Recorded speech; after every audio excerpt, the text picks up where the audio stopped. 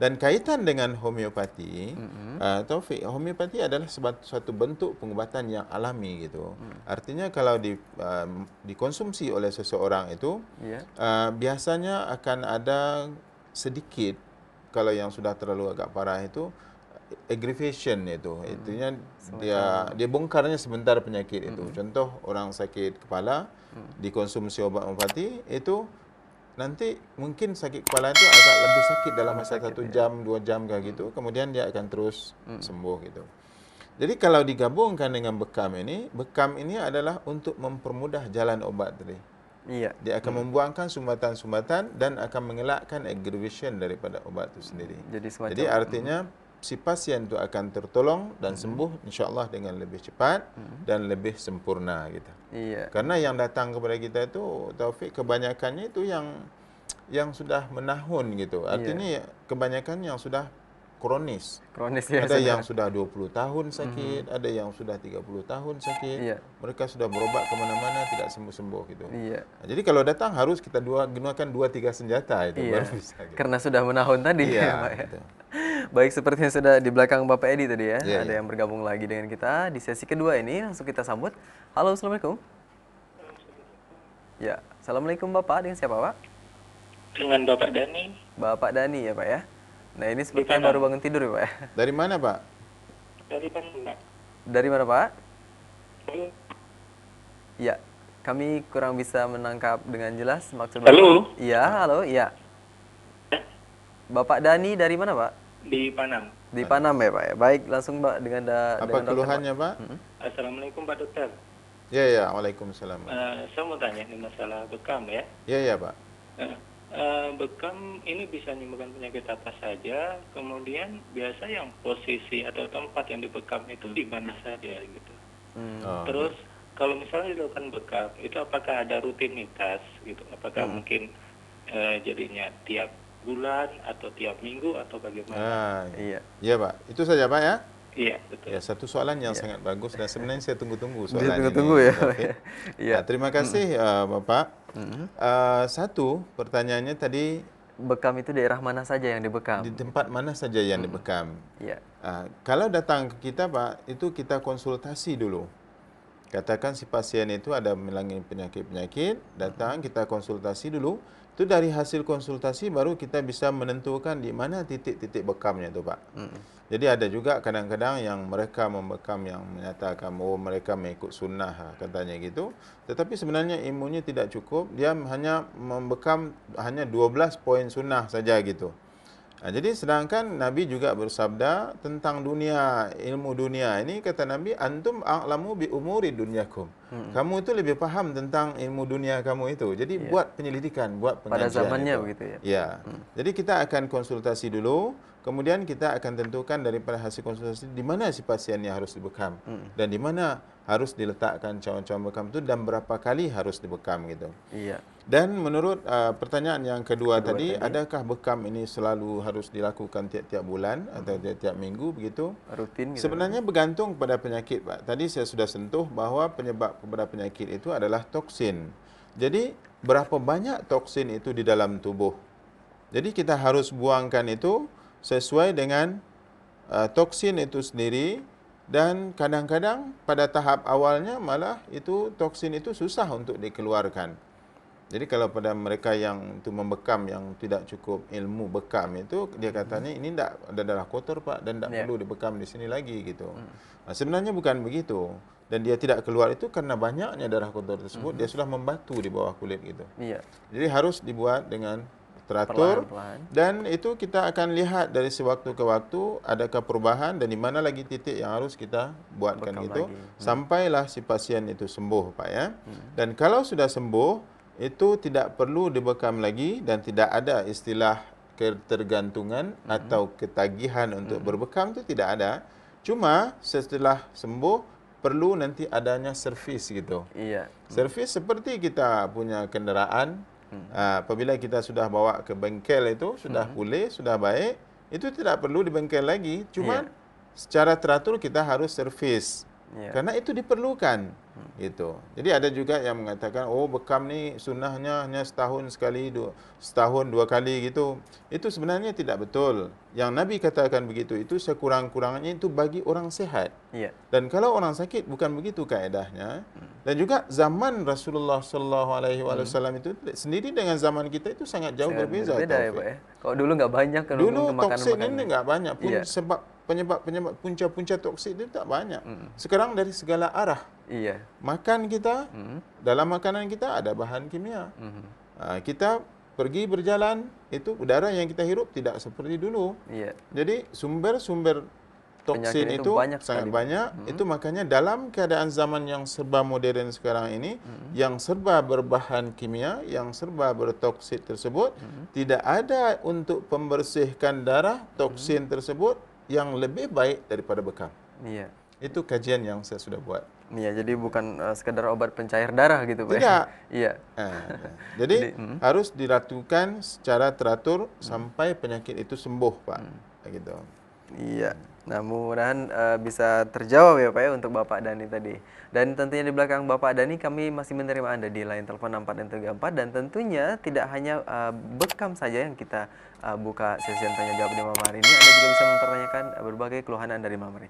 Baik, di belakang Bapak Dani masih ada. Halo, Assalamualaikum. Halo, Assalamualaikum. Waalaikumsalam. Waalaikumsalam. Ya, kembali Bapak. Dengan siapa ya, ini, Pak? Dengan Pak Zul Rasmi, Pak. Dengan Pak Zul ya. Dari mana, Pak? Dari Kampar, Pak. Kampar, Oh, Pak. dari Kampar. Silakan, Pak. Dengan Bapak Dokter. Ini pun saya terima kasih. Assalamualaikum. Waalaikumsalam warahmatullahi wabarakatuh. Ini pun saya juga mendengar cerita pengobatan bekam dulu. Iya, Pak. Pengobatan tradisional. Iya. Di kalau di kami Kampar pun ada juga pengobatan bekam itu yang dibikin orang di pasar tuh, Pak. Iya. Kayak model apa tuh, tanduk kerbau. Iya, betul. Jadi model ini nih, Pak. Saya pun ada merasa kesakitan ini. Di benar saya dulu jatuh kelecakalan naik motor lah kan. Iya. Di punggung saya itu sebelah kiri itu sampai sekarang sudah terasa sakit tuh, Pak. Sudah sekitar 3 tahun lah. Jadi diobat secara tradisional, secara kusuk-kusuk, udah kemana-mana. Tidak bisa, Pak ya? Udah ada tukang kusuk yang terkenal di wilayah saya udah saya bawa. Sampai sekarang pun terasa juga sakit lagi. Sholat pun, Pak ya, kalau sholat dalam keadaan sujud, ruku, itu terasa kali sakit tuh, Pak. Iya. Jadi pun setelah kusuk kadang-kadang dikasih lah kayak model menghilangkan bengkak, apa yang hilang darah, supaya darahnya hancur tuh jodam. Jadam ya, Pak. Ya jodam dibakar pakai pisang, pakai jeruk, kira gitu. Tapi juga ada rasa apa itu tuh, kalau pengaruh tuh apa tuh, Pak? Ada mungkin darah kotor di punggung saya sebelah kiri yang belakang rusuk. Iya. Jadi apa yang dialami oleh Bapak dari Kampar ini, Pak Zul ini dari Kampar, itu beliau merasakan keluhannya itu di punggung itu sejak ada jatuh dari kendaraan. Itu setiap kita jatuh itu ada pembuluh darah itu yang tidak kurang baik, kurang betul. Jadi apabila sudah berlalu waktu, darah kita lalu lagi, berganti hari, berganti bulan, berganti tahun gitu, adalah yang mendap di situ. Adalah yang terkumpul di situ sehingga menyempitkan pembuluh darah sampai ke tahap kita sakit. Dan ini terakumulasi berterusan. Dan kalau Bapak Zul tidak diatasi sekarang, nanti dia akan lebih sakit. Tahun depan mungkin lebih sakit lagi, mungkin lebih memanjang ke tempat lain gitu. Karena toksin itu bertambah dari sewaktu gitu. Jadi untuk itu Pak Zul, kalau dengan kita itu yang pertama kita harus berikan obat untuk kecelakaan lama itu. Membetulkan urat dari dalam. Nah, itu obat. Kemudian yang toksin yang sudah berkumpul itu kita buangkan dengan bekam gitu. Jadi insya Allah dengan itu biasanya dia akan sembuh dengan total. Dan untuk sebagai selingan tadi ada pasien saya datang namanya Pak Darmawis gitu. Dia ini sudah 20 tahun sakit Pak Taufik di kaki itu. Itu katanya kalau berjalan 100 meter saja itu sudah mau pecah kaki itu. Sudah 20 tahun itu. Penyebabnya itu karena dulu sering berjalan sambil membawa barang berat itu. Nah, jadi dah kemana-mana juga buruk seperti Pak Zul ini, dah bermacam-macam cara, dah bermacam-macam dokter juga pergi, tak sembuh-sembuh.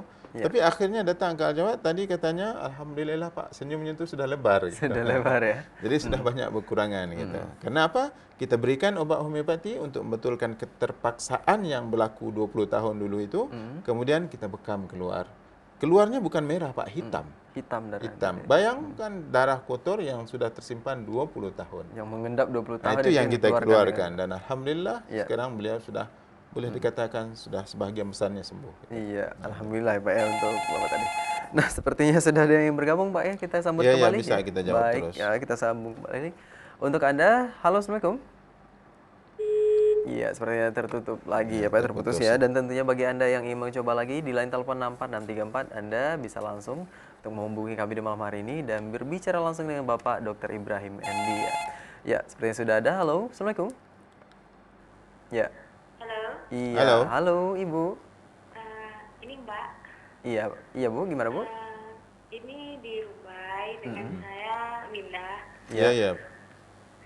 Gini, orang tua saya itu dia punya penyakit nggak tahu, kayak rematik gitu.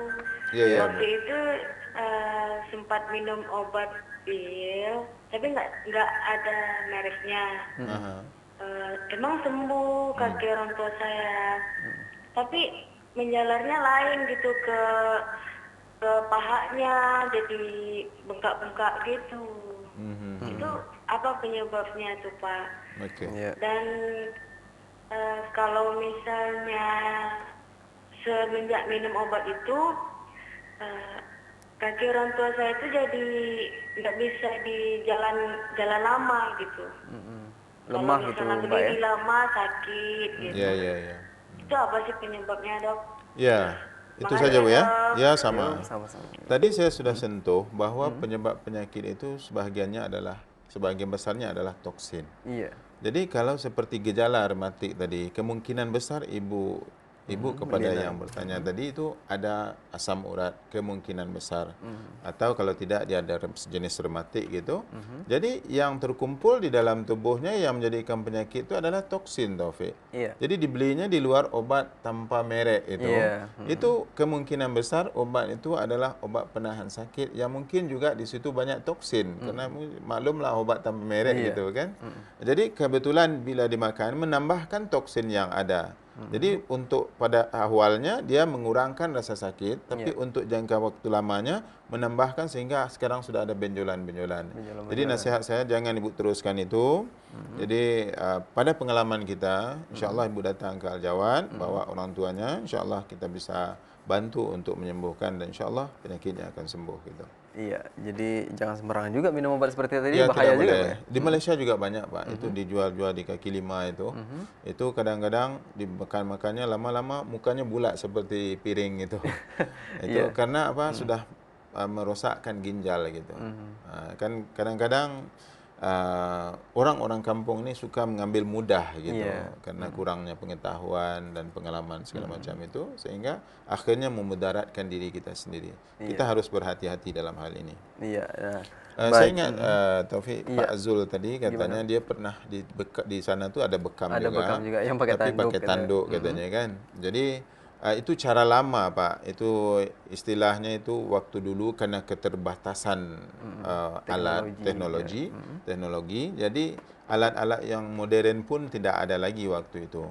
Dan serba terbatas gitu. Kadang-kadang tanduk itu pun digunakan sesudah itu untuk orang lain hanya dengan dibasuh begitu saja tanpa ada disterilkan gitu. Jadi kalau kita pakai alat yang paling modern sekali Pak. Kita tidak pakai pakai pisau, teori, dan juga pakai tanduk. Kita pakai alat yang modern sekali ini. Iya. Nampaknya ada penelpon ya. jawab sebentar. Baik pemirsa, sebelum kami tunjukkan kepada Anda, nah ini alatnya ada di depan kita. Kita sambut dulu pemirsa. Halo, Assalamualaikum. Halo, Halo, iya Ibu. Mbak? saya yang mau bertanya nih. Iya, silakan. Iya, Bu. Tangan saya nih udah lama kesemutan di ujung jari itu. Kesemutan Bu ya. Iya, kebas gitu. Sebelah kah dua-duanya Bu? Dua-duanya sekarang. Dulu pertamanya jari tengah. Iya. kemudian Kaki ada kebas juga enggak? jari kiri. Iya. Apa itu bisa dengan jalan bekam? Saya capek saya makan obat. Ya, insya Allah bisa, Bu. segala macam. Itu yang jelas, Taufik, apa yang dialami oleh ibu ini, itu karena darah bersih itu sudah tidak mampu berjalan dengan baik ke anggota tangan tersebut, sehingga itu karena sumbatan-sumbatan yang berlaku, jadi kekurangan oksigen dan juga kekurangan pemakanan untuk bahagian sel-sel tubuh di hujung tangan ini, maka berlakulah kebas, berlakulah sakit, berlakulah semutan dan segala macam. Sampai tidak bisa merasakan kan ya. Jadi insyaallah bisa disembuhkan. Nah ini kita kasih Jadi lihat ke ada pemirsa ini, alat Pak. yang ini untuk pemirsa ketahui, ini adalah mesin vacuum bekam. Jadi kalau kita bekam, Taufik, kita pakai alat ini, kita letakkan ke tangan, ke mana yang kita bekam itu yang menghidupkan tombol di sini aja. Jadi nanti dia akan naik. Otomatis gitu. dia Akan menghisap naik, gitu, Pak. menghisap gitu dan bengkak dan itu kemudian sesudah itu kita akan jarumkan sedikit untuk membukakan kulit itu dengan peralatan yang gini seperti pena gitu. Ini stainless steel, ini dari Korea ini, khusus untuk berbekam. Dan kebanyakan juga orang yang menggunakan bekam itu pakai alat untuk cek kencing manis, itu tidak sesuai. Yang ini khas khusus untuk berbekam. Dan ini jarumnya dimasukkan itu pakai buang. Ini sekotak ini hasilnya 200. Jadi untuk seorang pasien kita buang, kemudian yang ini kita rendam bersama dengan ini dan kita sterilkan gitu. Dan bahkan kalau pasien itu yang masih ragu itu kita akan sediakan itu alat bekam khusus. Jadi ini untuk ibu, kalau ibu bekam nanti pakai ini. Habis bekam bawa pulang, nanti bekam lagi kita buatkan. Gitu. Jadi lebih selamat kalau ada yang masih ragu. Gitu. Kita ada jaminan semacam itu ya Pak ya. Nah ini Tidak ada ukuran-ukuran dari apa ini Pak? Cawannya itu. Ya, dia berbagai ukuran, Taufik. Karena berbagai tempat tuh ada ukuran-ukuran tertentu. Kalau di belakang itu kan lebar, bisa kita letak yang besar. Tapi kalau di tempat-tempat yang kayak di tangan ini, kalau kita letak yang besar itu tidak bisa. Nah, terpaksa kita gunakan yang kecil gitu. Kayak ibu yang kebas tadi, kita akan gunakan yang agak kecil lah untuk di tangan gitu. Jadi bergantung kepada tempat di mana kita bekam. Nah ini alatnya sudah digunakan berapa lama untuk pengobatan? Sebenarnya kita gunakan ini sudah lama, Taufik. Saya sudah lama ya? Membekam selama lebih daripada 12 tahun. 12 tahun. Nah itu dengan hasil yang kita telah melakukan kajian-kajian dan ini sebenarnya alatnya sudah sering berganti. Gitu. Nah, gitu. Jadi ini sudah yang yang termodern lah, termodern lah sekarang. Orang Malaysia kita termodern gitu. Termodern ya. Jadi yang termodern lah yang kita ada ini dan kita mengutamakan keselamatan dan keamanan pasien sendiri, kebersihan untuk si pasien itu sendiri dan tidak perlu diragui gitu.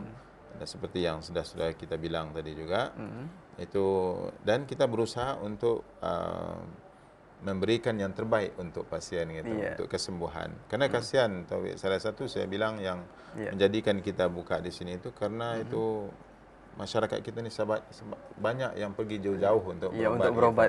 Nah, jadi sekarang rasanya insyaAllah sudah banyak yang terbantu gitu. Untuk di Pekanbaru sendiri ya Pak. Iya, benar. Begini Pak, ini tentunya alat ini sudah jauh sekali daripada dari bentuk untuk tanduk-tanduk tadi Pak ya. Iya, kita tidak boleh menggunakan. Yang pertama kalau kita pakai tanduk itu dari segi kebersihan sudah jelas tidak pasti. Dan biasanya tanduk itu dihisap dengan mulut, Taufik. Itu saya perhatikan, saya buat penelitian di Malaysia itu. Tukang bekam itu giginya itu habis menghisap racun tanduk tadi itu. Kita tidak tahu, bukan hanya yang kita nampak darah kotor, tapi lebih daripada itu ada benda lain yang kita tidak nampak itu. Yang secara kotoran tidak lain sadar yang kita tidak nampak itu. Jadi itu tidak selamat lagi. Dan kalau ditoreh pakai pisau itu yang pasti satu, bekasnya tidak hilang.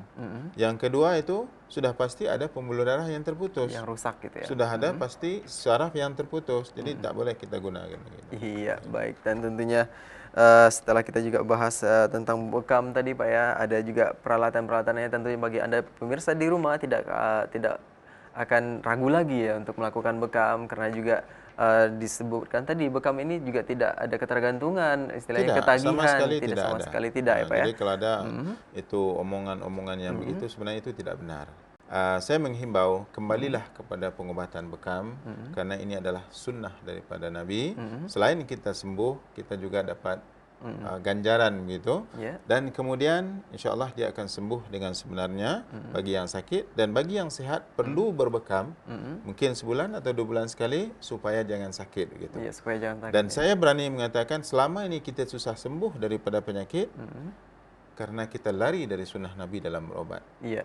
Jadi kembalilah kita kepada pengobatan yang betul-betul disunahkan oleh disunahkan Rasulullah, gitu ya. dan secara logis saya sudah terangkan dan secara medis saya sudah terangkan bahwa bekam adalah yang terbaik. Iya. Jadi mudah-mudahan kita akan mendapatkan kesembuhan dan sehat itu berkekalan sampai ke akhir hayat. Amin.